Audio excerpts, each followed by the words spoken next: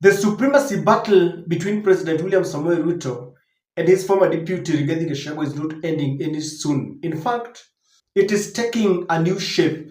And now Rigathi Gachagua is calling on the International Criminal Court (ICC) to come and investigate William Samoei Ruto. And Rigathi is telling William Ruto that if he is not careful, then he is headed back to the Hague.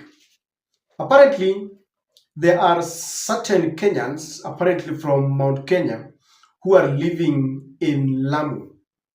And Rigathi Gachagua has got wind that they're being threatened, that they don't belong to that place.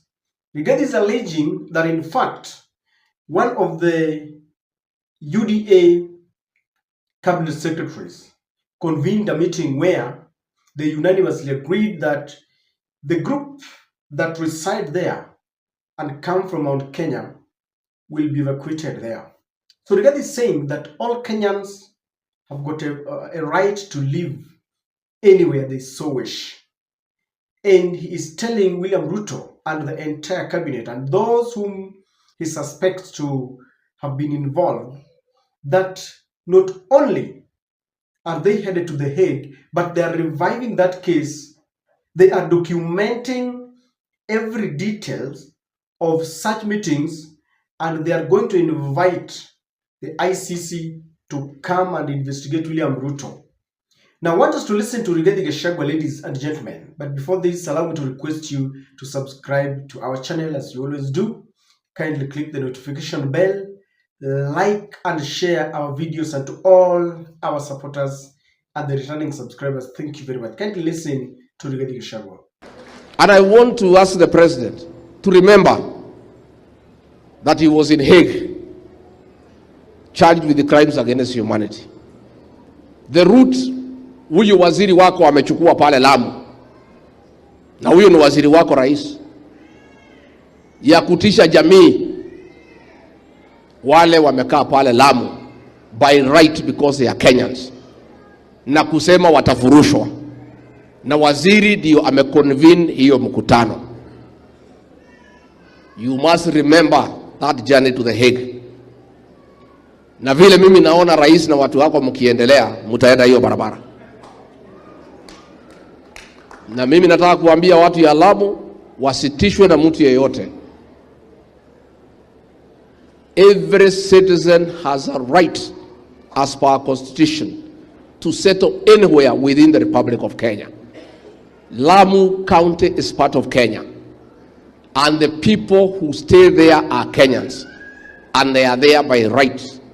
And nobody should threaten citizens of this country that they can displace them from one county to wherever. And we want our team that is working on ICC matters to document that meeting properly, so that we again put ICC in the know as to what is being planned in that county of Lamu. And ladies and gentlemen, as always, this is pure politics. And the war between William Ruto is something that is being fought silently, loudly, with every political weapon available. And for Rigathi Gachagua to talk about The Hague, there is something that he wants to achieve. That was very rightly calculated. It was intentionally calculated, and for him to start talking about The Hague and warning Ruto directly, Rigathi Gachagua knows what he's doing. So the question is, what is it that Rigathi Gachagua wants to achieve? Because I can assure you, those words never slipped out of his tongue. There's a reason why he's talking about The Hague. And that's what I want us to look at. Number one, ladies and gentlemen, when you talk about the ICC and The Hague, it carries a sentimental attachment to the people of Mount Kenya.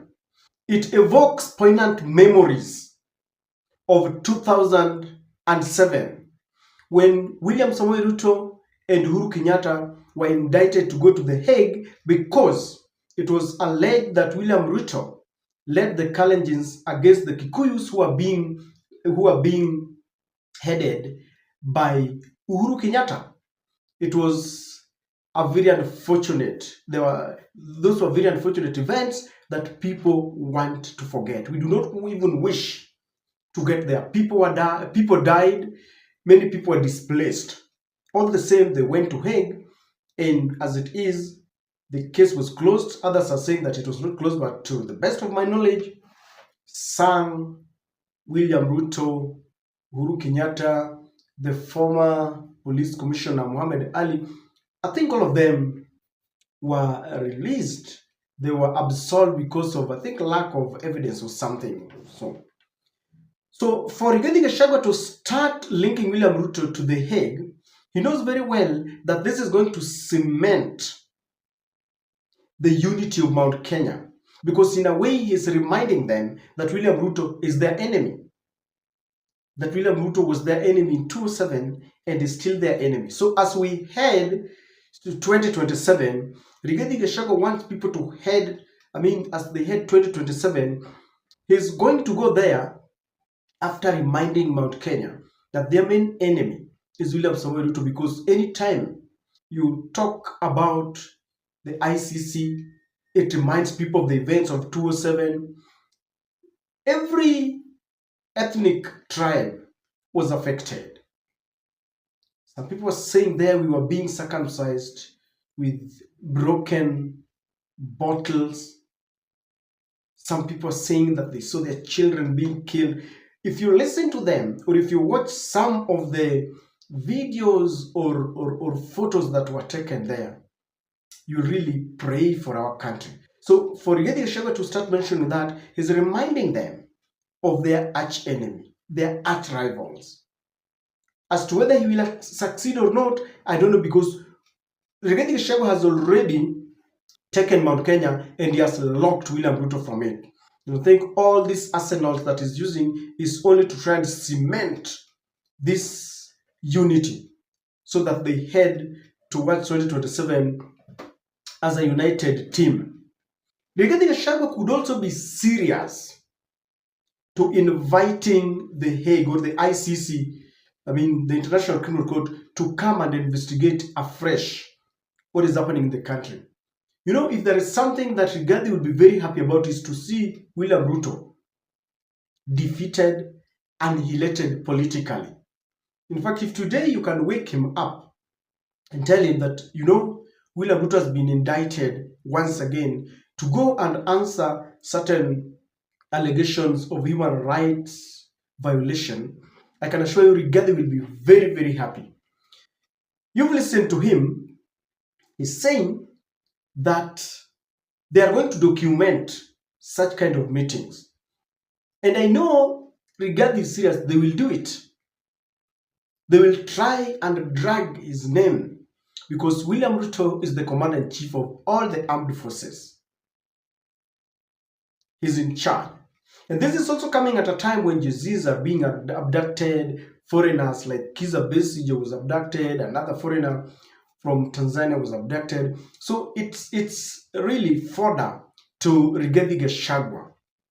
He knows very well that it works for him because the government is being linked to human rights violation. And he could be serious about this. He can instruct his lawyers so that they compile all these, secret meetings, activities of human rights violation, so that they can take to the Hague and try and persuade and convince the ICC to come and investigate. Rigathi will be very happy because he is very unhappy, very bitter after William Ruto humiliated him, orchestrated his impeachment from the government. And I know he can easily do that. Rigathi could also be trying to provoke Ruto and his camp, because this is a war. The art of war. You provoke your enemy when the enemy is silent. He wants them to start ranting. Kimani Chungwa will be there to start, answering Rigathi Gachagua. And one thing that Rigathi Gachagua knows, in 2007, I don't know whether it was part of it, but they will find a way of reminding him that it was the DO. You know how they do it now. So there's a way of trying to provoke William Ruto and his camp. When you provoke your enemy, you really know what they think about. In the art of war, They say you must read your enemies. Some nations will even send their emissaries to stay in another country so that they can study, what is happening there. So Rigathi could be trying to provoke them so that they will reveal more. When a person is quiet, you do not know what they think. But when you provoke them, they start ranting and calling you names and saying all sorts of things. And the way people behave when they are vexed, really expose them. So this could be another reason why Rigathi Gachagua is trying to evoke memories of 207. Now, I also believe that Rigathi is also genuinely concerned about the affairs of his people, the Mount Kenya people. He has done it before when he was a deputy president, when hawkers were to be evacuated, hawkers were to be removed from town to a certain market in Kangunda Road. He said, no, that cannot happen. He's been fighting to end alcoholism, the consumption of illicit brews in Mount Kenya. The other day, he accused the president as the one who gave the green light to all these companies and bars that are operating, all these illicit brews. And Rigathi has been doing that. He does not want anything that is touching on his people. And that is why even he talks about the Nyamakima traders, and also he could be genuinely concerned about the affairs of his people in Lamu. As it is, he has cut a niche for himself as the self-proclaimed Mount Kenya spokesperson and kingpin. No one can wrestle it with him. It was Uhuru Kenyatta who had the chance, but after the handshake at Ishaweri with William Ruto, and after some of his members, very close allies, were appointed into the government or nominated into the cabinet, then Uhuru Kenyatta lost that authority. And I stand to be corrected, but I believe so. So, ladies and gentlemen, Rigathi knows very well, anytime you touch on the Hegue or ICC, memories of Kiambaa Church and all this, the fight between the Kikuyus and the Kalenjins will be evoked. But if you ask me, we really pray that we don't go back to 207. We don't go back. As to the acts of atrocities, police brutality, excessive force, extrajudicial killings and kidnappings, this we must end. We can do better than that as a nation. We can compete on political ideologies. Yeah, that is the best way our country can improve. I don't know what you think, but that is my take.